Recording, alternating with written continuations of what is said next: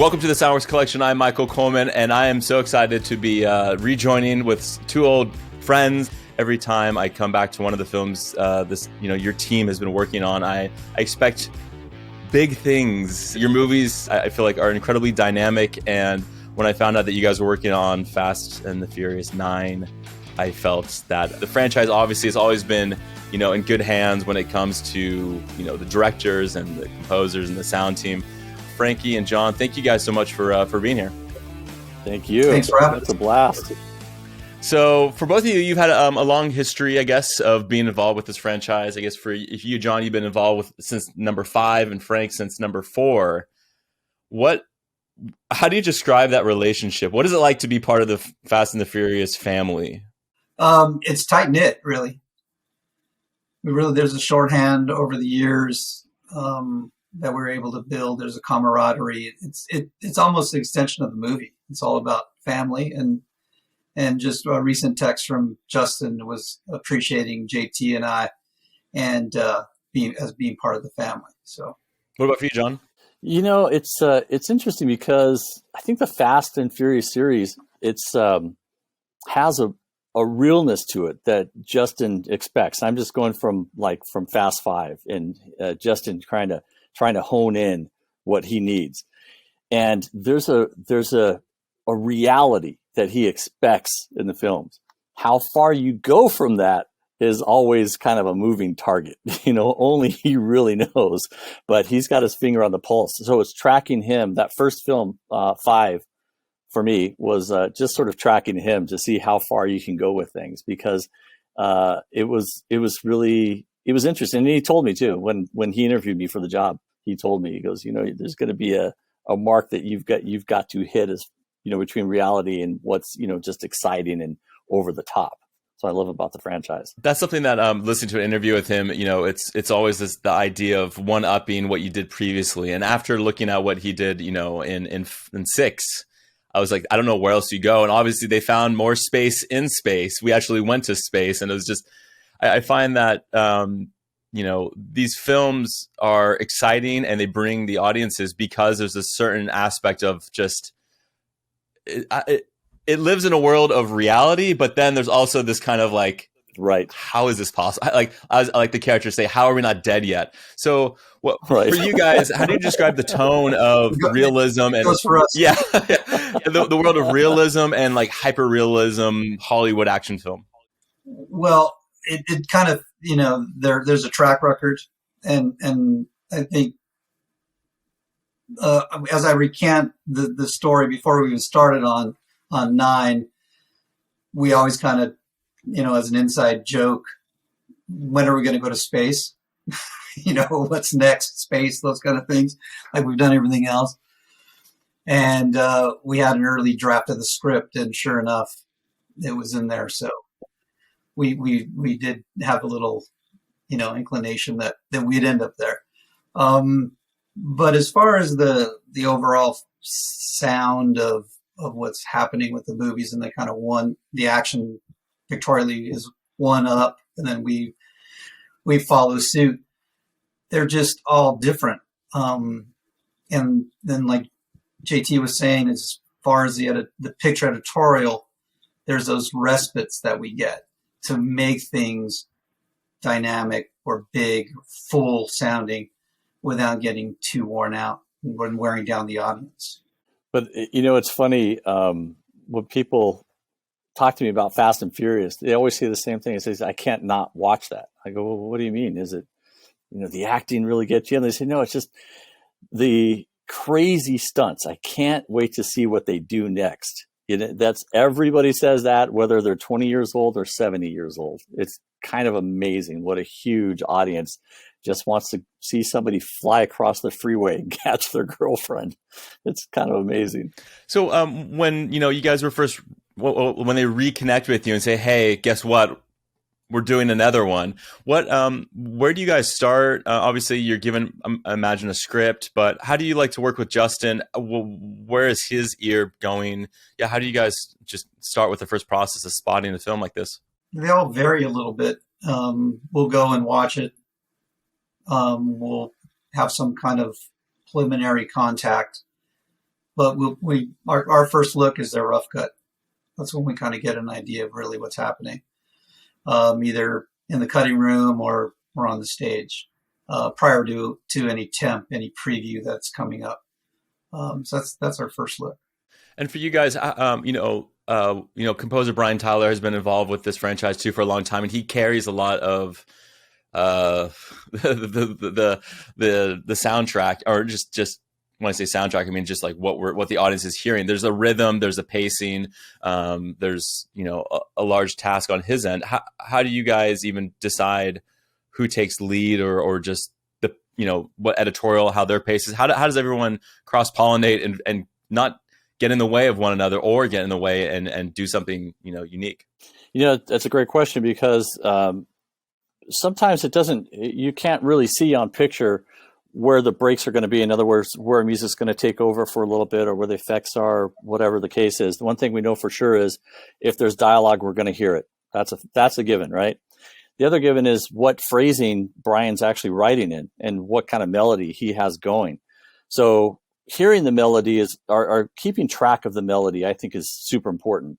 When it's percussion, you're always going to hear the percussion. You'll always hear the beats. So that's kind of, indicative of what's going to play at that moment. But the trade-offs, and if you really pay attention to the film, that's super subtle sometimes. I mean, very, very, very subtle, depending on what Brian's writing and also what the action is on the camera at that point. And how long we've been in that action. Sometimes it's kind of a hit it and quit it, where Frankie may go in, or Frankie or music, doesn't matter, but you may go in hard and then actually just to make a presence, and then sort of come down immediately and let the other, what am I trying to say? The other, effects or dialogue or music or whatever it is take over quickly. So it tells you as you go. We're not sitting there scratching our head. It pretty much is kind of obvious how much room one or the other takes. That'll be something that we maybe get a first pass on, and then go back, and then we're tweaking, and just get until we get that right feeling, till it hits us both. Basically, it's like, oh yeah, there we go, that's good. How wide is what are Brian's deliverables to you? What is he handing you?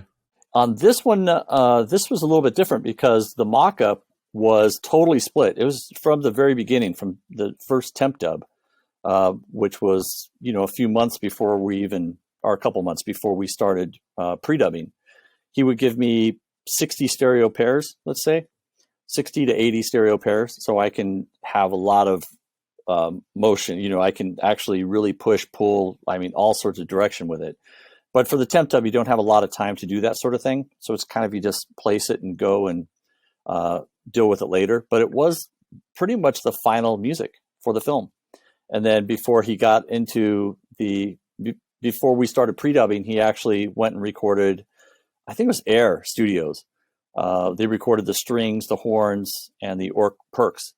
So after temp dubbing, before we got into final, received those new tracks, and then Greg Hayden took a pass at it, his scoring mixer, took a pass at it, and then gave it to me with those same the same stereo tracks and the new 5.1s.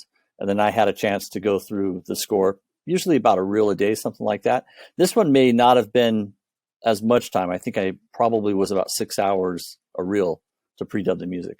So he really makes sure that there's no excuse. Let's put it that way. It's like, hey, why doesn't this music sound great? And there's no excuse. It's like, you had it all. You got everything you ever asked for, make it perfect. Yeah, that is the goal. He's a very talented composer in the sense that he's multi-instrumentalist. He just has his hand in every aspect, and you hear that in the soundtrack. And the detailed aspect of these mixes really are incredible. I feel like it's in of itself, it's a masterclass in dynamics of understanding dialogue first. Yes, we need to understand what everyone's saying, but then it's really a feeling. And I'm sure for you, Frankie, like what have you taken away from mixing Fast and the Furious films?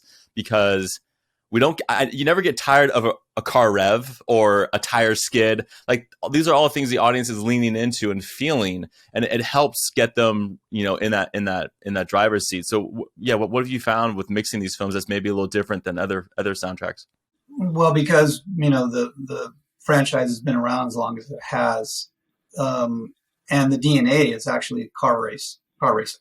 So that's the DNA of it, really.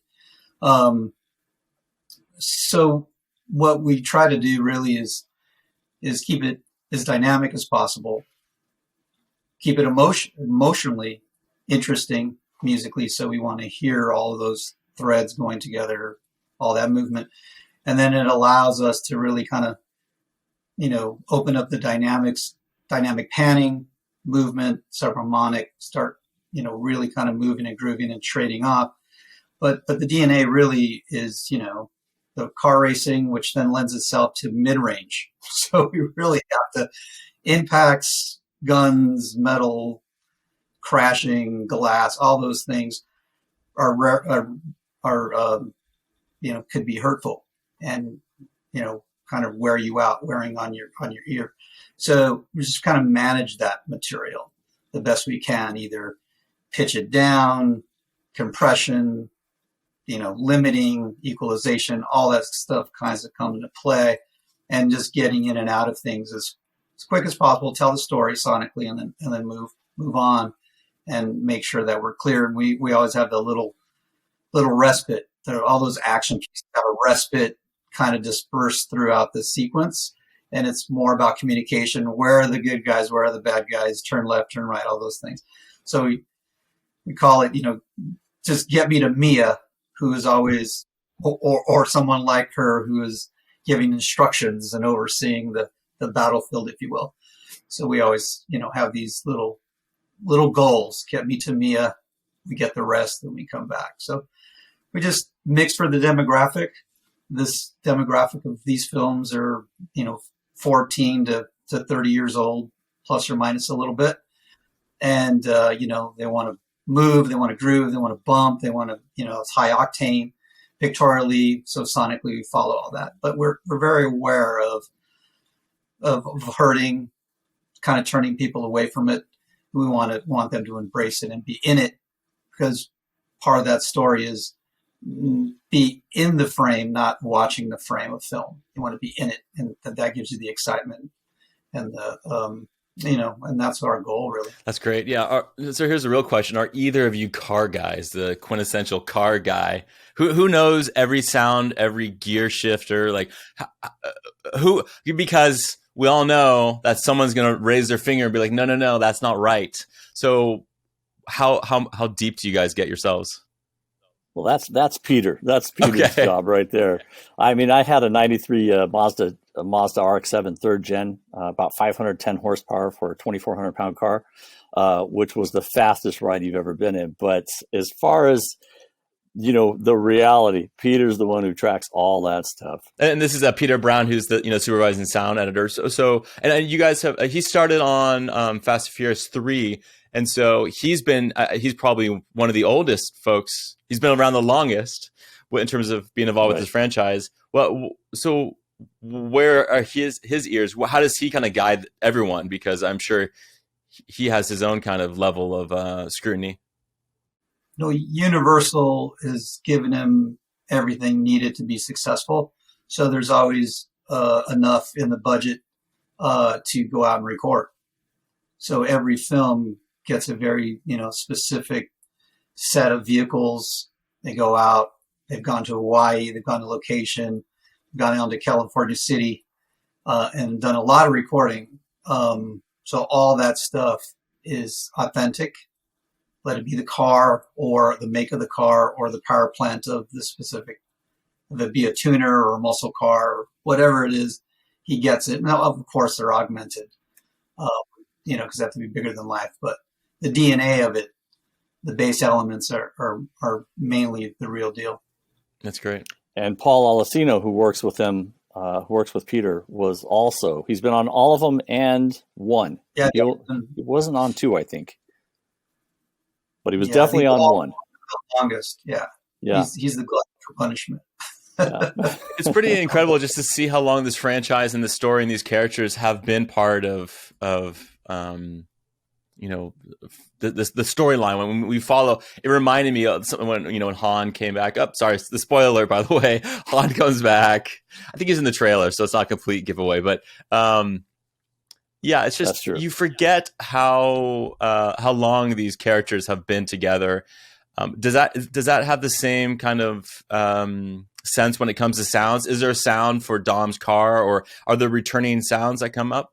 That is the one thing, going back a little bit, talking about Brian, because he did nail the score on this. I know he and Justin spent a lot of time together on this, but it's a very dynamic score, and all the little bit there's little tiny musical moments that do link back to Fast Five or even Fast Four, that he does thread throughout, and it is a little bit reminiscent, and it makes you kind of think about the whole series and how long you've been watching it for. 20 years, I think, or how many years has that been now? 20, 2001, I think. That's incredible. Yeah. We were just young pups. Well, I think it speaks greatly to that you guys definitely understand the heart of the film when it comes to what you're providing, because not everyone, I think, can show up and mix action films and walk away with having the audience not say, "Oh, it's too loud, it's too abrasive, it doesn't."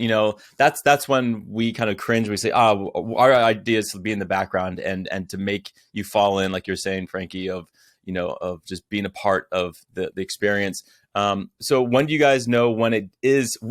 Where is the ceiling? When do we know when it's too loud, or not? When it's too loud or too big, or like how big is too big for Justin even?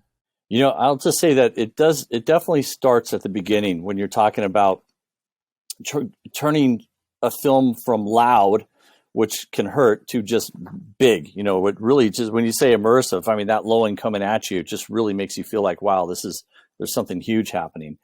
But both Frankie and I, from pre-dub, so when I'm going through just the dialogue on its own, I'm constantly thinking about sharpness, always. So, when people are speaking, they're normally speaking from their chest. But when they're speaking loudly, it goes up into their throat. And so there's way more loud, harsher frequencies that have to get ripped out.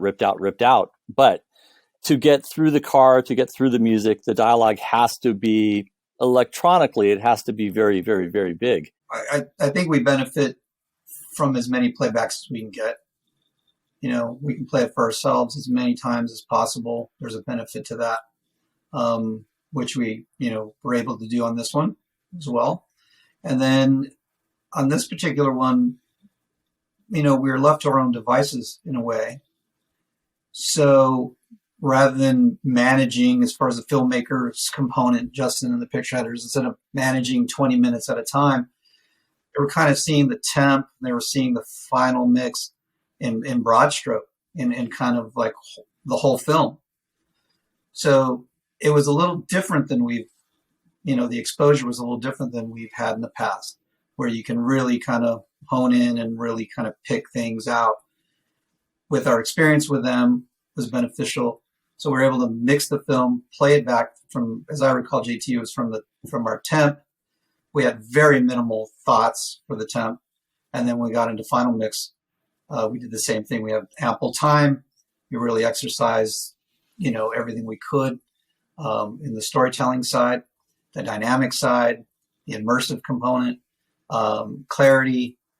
And then when we played the movie back, it was really just, we were kind of chasing visual effects at that point. Because the music was, we had the music early. So there was no new music in the scene, none of those rhythms. Rare for music to be early, right? Yeah, it really is rare. But, he's so good. Brian Tyler's so good at, everything he does in his home studio, that he was, had the time and worked with Justin and was able to knock it out. I mean, really did a fantastic job. And I think that was something that we were talking about before we started recording, which was that the timeline of this, you guys started early 2020, quarantine, lockdown happened, and obviously you guys had to pivot. So what was the start stopping of this production? When did it start, and how did it progress then over the next year? It was I believe our first temp was the beginning of January 2020. And then it went well, and then we did a couple quick changes and actually did a temp 2, and actually previewed that. And that's that's rare, but they had the time, so they did that. And then we went right after attempt 2, we went right into pre-dubs. And that was in the beginning, towards the beginning of March. And then we were about a week shy of finishing our pre-dubs when things took a change in the world, and we had to leave the stage on March 23rd, which was that Friday that most people had to leave work. So when did you re-engage with the project? Oh, geez, when we come back, just all ran together. No clue. Just one long weekend. We came back, I don't know what it was, 5-6 months later or something like that. Yeah, it seems like we started talking about it again in July. Okay. Somehow. It's incredible to hear, because everyone, over the past year who's either had stuff in production or, stuff that was trying to get into production, and how they've navigated it working remotely, and also mixing it remotely, or, not having maybe all the creative team or everyone together in one place. And I find that it's been an interesting experience for everyone, just because it has allowed people to kind of trust the team, the individuals, all the components of the filmmaking process. And I feel like in this sense, you guys, like, I'm sure Justin had a lot of faith in, you're fine, like, go do what you need to do. But was Justin able to connect with you guys in person and be present then? Yeah, we got back to business as usual to some degree, coming in for playback. So they're doing visual effects, DI, etc., right next door to us. So it's coming and going in and out. But I just found it interesting that it was a little fish out of water, because there just wasn't a lot of notes. We played back a 2 hours and 20 minutes or so film that runs the gamut, and sonically, and there was just, it's like head scratcher. Like, we normally would have a lot more thoughts, but I don't know how long that'll last. But on this one, it was a one-off. That's amazing. Great. In that same sense, it's kind of amazing. First of all, the picture assistants, we're so on top of everything, along with the guy who works with us on our team, Bill Meadows. Their communication is so tight that we always know we have the right picture. So, sometimes you'll go along and you'll say, this seems a little weird. And we'll double check it, and it's like, oh, there's something wrong with the picture, or whatever the case was. We didn't run into any of that. It would be, songs, because songs are, especially when you go past a year, and the songs always have to be fresh. So that's always the thing, making sure we got the right songs. We didn't have any problems with that. Paul Rabjohns has been on the last few also. Joe Lasante, who works with Brian Tyler, was there the whole time. I just call him quickly, and if there were a question, but everybody came ready to go. It was definitely vetted by the time it got to the stage to finish. It took a lot of people to make sure it was right. That's awesome. Well, going back to one of the scenes that I wanted to have you guys kind of describe, which is this Tarzan swing of Dom going down the hill. Somehow magically a cable is connected to his car, and before we know it, they're in the air swinging across the border. I like it because it goes from very big to quiet.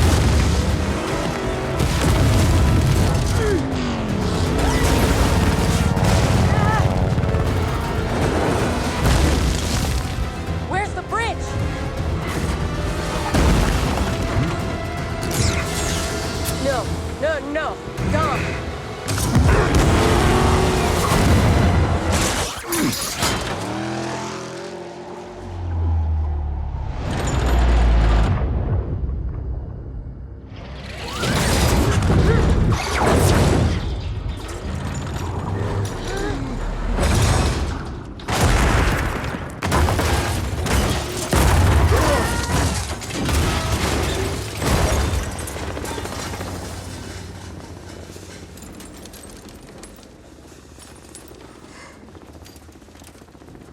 Well, that was new.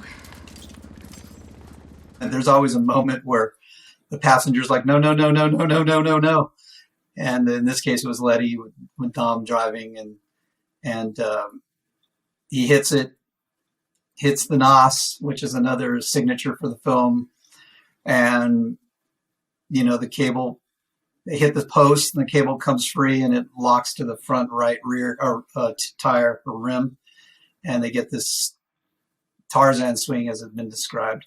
But we just kept the energy going. So it's just kind of an inertia wind kind of movement sound that kind of just drives it. Music drops out. It's kind of really, just isolated with them. And you kind of hear your own heart pumping. And then, they hit the side of the mountain and bounce up and come, rolling to a stop. And they get out of harm's way and the helicopters turn away.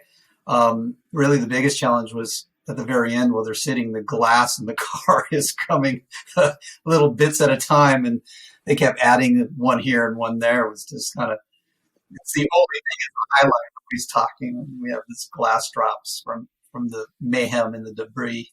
But yeah, we just kept it just one piece. No intercutting, just kept the inertia going.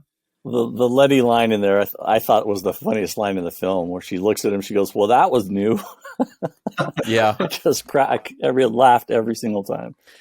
Something else that this film does, like a lot of action films, is fight scenes, and there's incredible fight scenes in this film, and I feel like I really enjoy just like whatever combination of sounds, Peter and his team is doing to give it the grittiness and the weight that they do. I mean, there's this wonderful scene with between Dom and his brother fighting, and I just find that there's really two really just large men, but yet like it still feels very dangerous.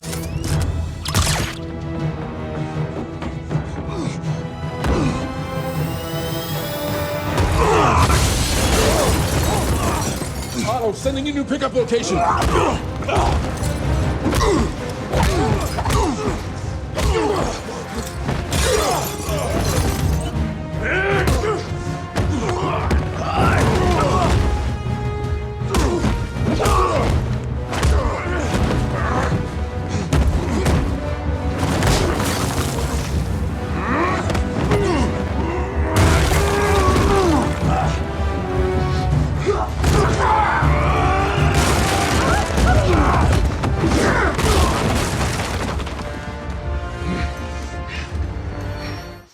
It's great because the building material was great. We have glass, wood, and we have concrete pillars that are being punched through. So that in itself gives us leeway to make it, incredibly fun.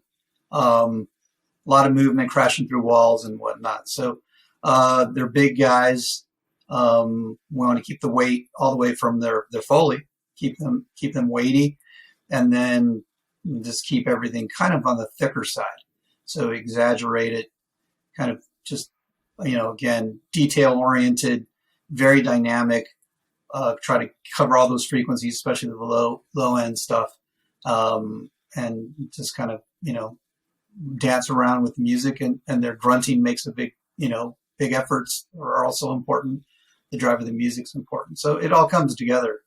Those scenes are super tough. I mean, they really are tough because you want to make them sound real. You want to believe those big, huge punches, are that way, all the scene. And so there has to be a little bit of a organic tissue involved sometimes, and the production, they do a great job with the production, even though that's, sometimes you have to augment their grunts and stuff like that. And of course, everything else is augmented, but having that little bit of real movement helps a lot, and they do a great job miking those. One of the other wonderful scenes, which is there's an element of these big magnets that are now strapped to the side of of these guys' cars, and they're driving around. How did you guys come up with orchestrating the right feel for these? Because the introduction of it earlier in the film, it's kind of singular, like there's guns being whipped like across the screen, and like it's very small. But then when we get later on in the car sequence, we're talking about dragging cars around.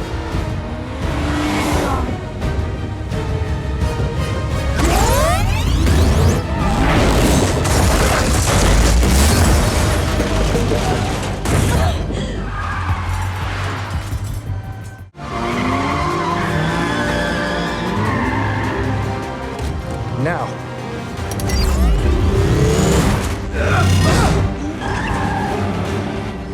Guilty.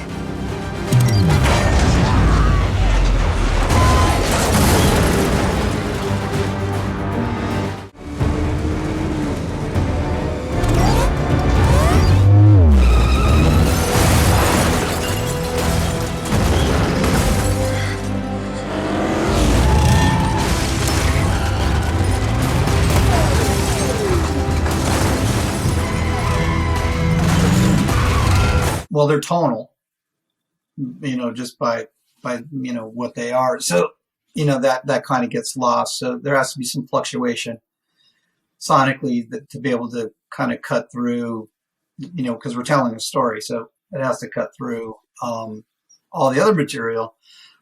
So sometimes you see them, sometimes you don't. And it was seasoned to taste, actually, Michael. There was just a lot of material. It was what was working for that particular scene, and a lot of addition by subtraction in there. Just ignite it, get out, let the other things play, then come back. And then in the last reel, they also repelled. So not only did they, magnetically bring you to them, they also repelled away from them.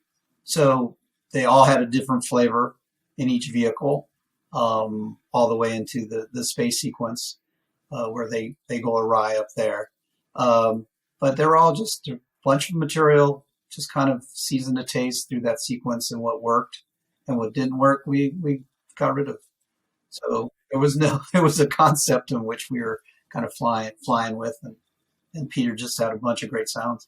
When it comes to those race scenes in the streets and whatnot, how do you guys deal with your surrounds? How do you like to play up, not perspectives, but just create space for everything to get movement happening? Because I heard it in Dolby Atmos, and I felt like I never felt like it's hard to track. I feel like you could always track where vehicles were going or are going. How do you like to use your surrounds? How do you like to use your overheads? It's just part of the dynamic panning. So you want to be able to track things story-wise and move them through the array, and then have fun with it. So, the object panning is really kind of, the most interesting part for us to a degree. Having full range surrounds are hugely important in a movie like this, to be able to move things and not lose the low frequency. Bass management and so on.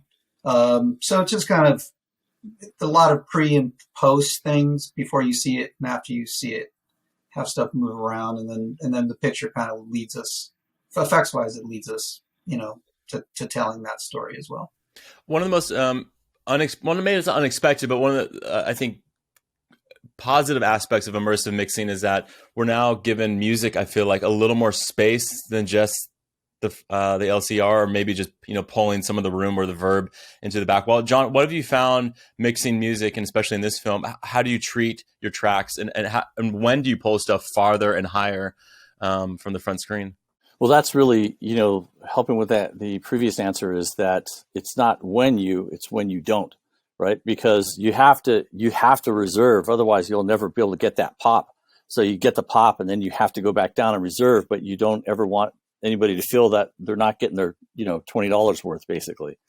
But because going back to how wide it is, first of all, I never have to use reverb. I never have to use any tricks. I actually, it gets not fully surrounded, because you still basically have the kit, sort of up front, but everything else is moving. So if you sit and really listen to it, you'll hear all the different pieces of the music moving the whole time. So everything has movement to it. There's nothing other than the kit that stays in one spot. Even with the horns and the strings, they're always separated spatially. They never play together.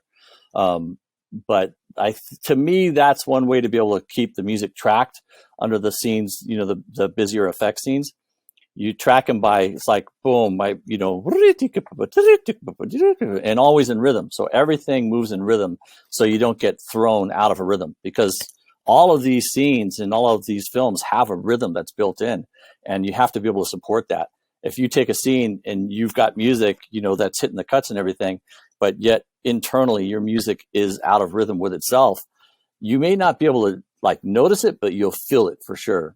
Guaranteed. It's like I remember one time I was watching a film and somebody was doing something similar to the way I do it, but I could tell it wasn't hitting right. Like the drum beat should always be right there every time, regardless of the hi-hat that's connected, and the hi-hat may be traveling or whatever the case is. But he'll have, 40 different sounds, 50 different sounds that you could just put it all up and let it sit and it'd play great. But I think moving it around, just you don't totally notice it actually, but you definitely have clarity because of it. Yeah, I'd be curious to, if we were to go back before these immersive formats were around, of what we were what we were okay with 5.1 or 7.1 or, even just even a fold down of a stereo. How do you think this has gotten easier, or not even easier? How has it become? I don't know what the right word is. It's not better. Yeah.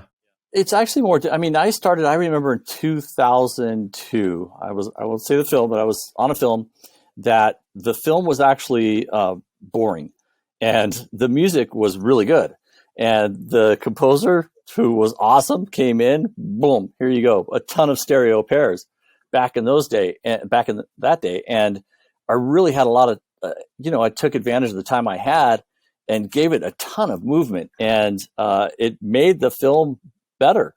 So on those films that can handle that, of course, you couldn't do it in a dialogue or, a sweet film or whatever, even comedies. You just don't want it to call too much to itself. But in action films, man, it is perfect to do that. But given the more speakers, given the more opportunity, and we've seen it many a times where, the 0.1 was invented and all of a sudden, just everything has, subwoofer all over the place. And then, you get the surrounds and generally you just fill them up, once the audience is ready for it, basically. Because that's what it is. There's reality and then there's film reality. And film reality does not like to live in reality. You know what I'm saying? You have to do what the audience is ready for. Because 10 years ago, if you put that much information in the surrounds, people would look around and be like, oh, what is this? Or, if you took, every time you try to take sound completely out, people look around and say, well, I think something broke, and you're getting away with it more these days. They're used to seeing that sort of dynamic. It's a slow education. Yep. Yeah. Well, it beats 2-track optical. Oh my God. I don't know what. Film. Yeah. Yeah. That of itself is, it's my favorite is the mono plugin, which is an earplug. You just put an earplug in and you have mono all of a sudden, it's a good April Fool's meme. Any favorite scenes, any moments that to you stood out, that unexpected sonic opportunities that you guys thought really, were working well?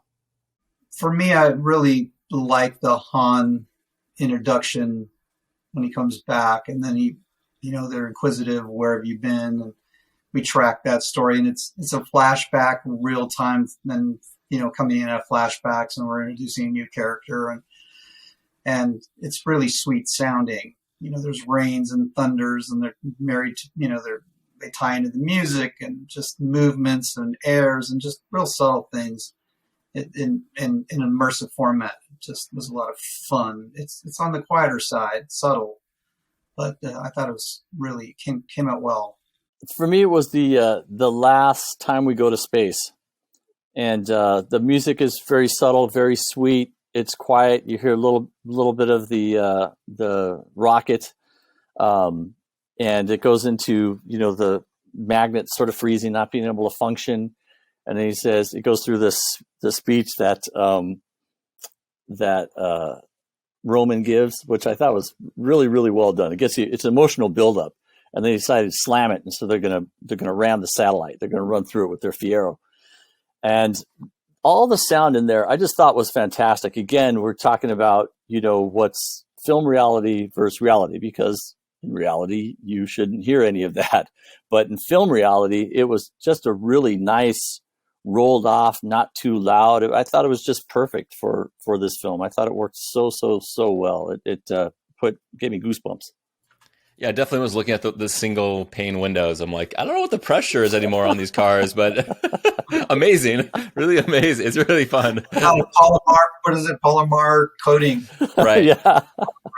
That's right. They set it up in the story. I mean, as you know, it was totally justified. Totally get it. Yeah. We'll just see what kind of feedback we get from the Fierro Club of California. They're very proud, I'm sure, knowing that their cars are totally equipped for space travel. Who else from your team do you want to acknowledge? There's so many folks who have had their hand on this project. Yeah, who else do you want to shout out to? I personally, beyond what we already did, for me, it was Rachel Levy and Mike Knobloch, who are the head of the music department at Universal. They work so hard just to get the perfect songs in these films, and there's a lot of them. There's a lot of cues, a lot of big artists. And it takes them, in this case, I mean, tracking it, over the year or year and a half, whatever it was hard. So I got a shout out to them for sure. We just have so much support at the studio and facility wise. So Bill Meadows, of course, our mix tech, did a great job. We use 2 stages as we pre-mix and prep. So Dee's across the street, helping John with the dialogue.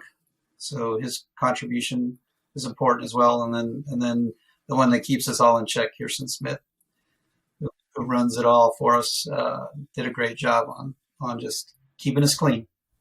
Yeah, it's great that, for a film like this that falls under the Universal banner, that it can be mixed at Universal on the Universal stages and incorporate this team. Hopefully, that's been a part of it as long as they have, because it just, like we said, the consistency and the expectation of what fans are returning to. We want something different. We want something bigger, but we always want to come back to there's some special magic that you guys are putting on this that, is unique. There's not any, I was trying to think of any other car franchise that has been so prolific, and I don't know what you could compare it to for so many, but yeah, it's an incredible journey you guys have been on. Yeah. But Dominic Toretto says it, family. That's what it's all about, the film, and actually what Justin and the other directors too, that are what they've really brought, to this franchise. It's important. And Shane Hayes did dialogue, and Gigi did ADR, Glenn Grimala. So they were a busy crew, and that's the same team we've been on a few films with them, right? They did the last one also. I think it's the same crew. Yeah. Peter's always been on since, gosh, I think he was. He's the anchor. Yeah, he's really is the anchor. He's the hardest working cat in show business for sure. I would love to see some of those sessions to see how much goes into them. It must just be so. They're a head scratcher. Yeah, it's I'll tell you the truth. I mean, because they take so long, and our expectations are so high, we never leave the console.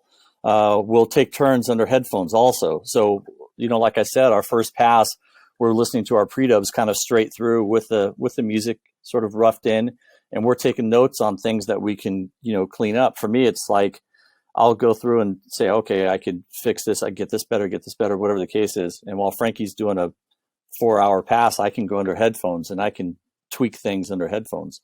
And then when Frankie's done, then I'll make a pass, and I can, if I have to tweak him up on the, big speakers, I will. But we take more time than we're given, basically, because we work under headphones too. I don't know if anybody else is doing that, but we've been doing that for 10 years now.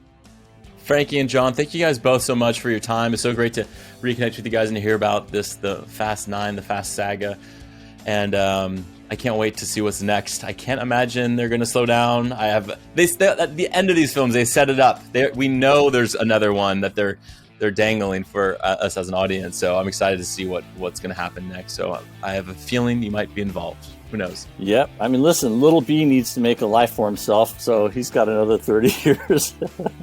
Little B's going to take it home, man. This episode. The fast children are going to take over the mantle and get it well beyond our tenure. Oh my God. Well, thank you guys both. It was a lot of fun talking with you. All right. Good to see you again, Michael.